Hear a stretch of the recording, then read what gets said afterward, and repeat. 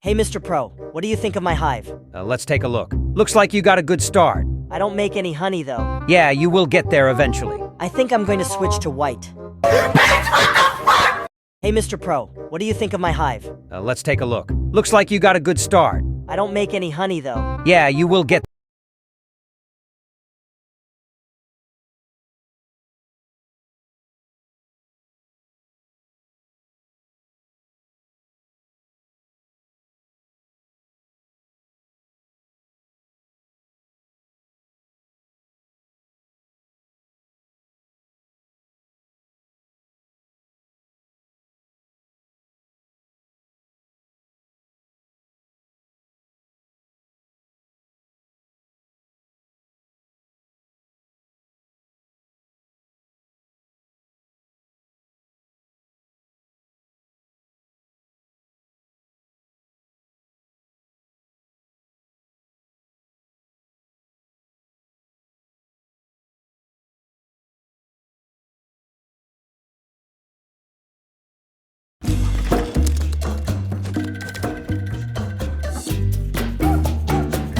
Hey guys!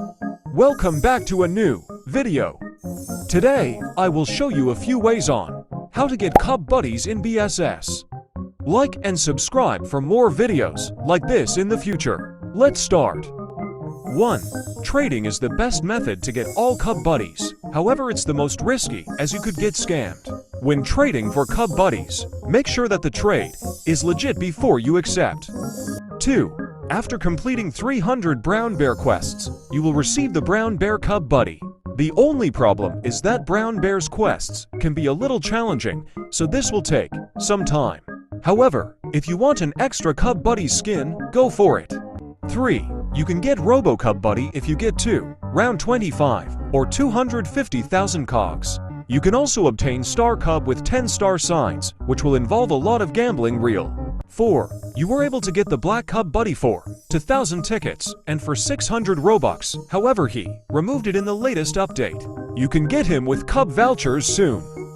I hope you guys liked this video.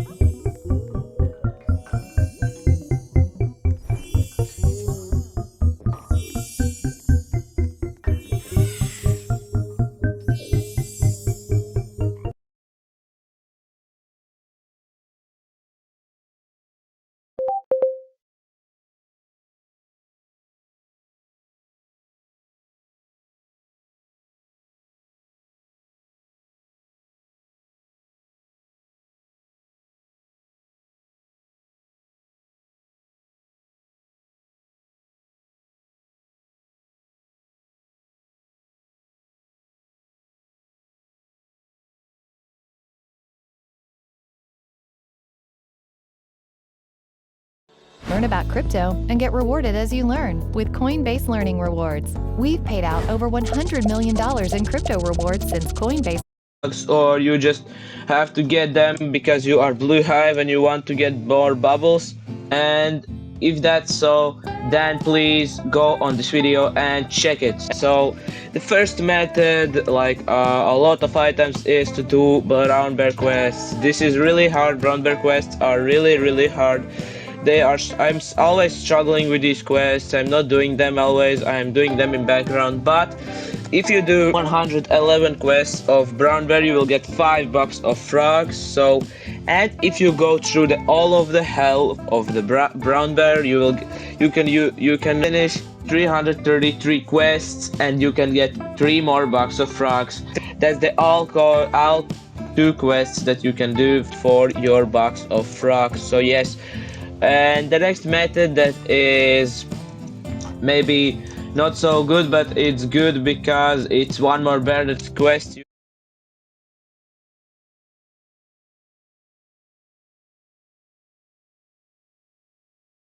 So if you clicked on this video, you either have less than 50 bees or you're bad at reading titles. So in this video, I've combined all the tips and tricks I've learned from playing Bee Swarm for over 6 years. So I'm gonna be going over stuff like what the best bees are to have in your hive, all the way up to how to AFK grind without even using a macro. So if you end up enjoying this video or it helps you out in any sort of way, make sure you drop a like and subscribe. And also, the more likes that this video gets, the more Bee Swarm players will see this video. So if you want to help out a fellow Bee Swarm player, just drop a like. But yeah, let's get right into it. So the biggest thing I recommend to people to progress as fast as possible when they don't have a lot of resources is to grind daily drops like the meteor shower, getting your daily dispensers like the glue dispenser. Honestly, meteors are really good for resources and especially tickets. I don't really do them anymore because I kind of have a fully gifted hive. So yeah, daily drops like this can definitely help you out a lot, especially if you do a bunch of meteor showers all in the same day. You can literally get up to like 100 to 200 tickets per day, which is kind of insane if you're an early game or mid game. Could just be, please die, thank you.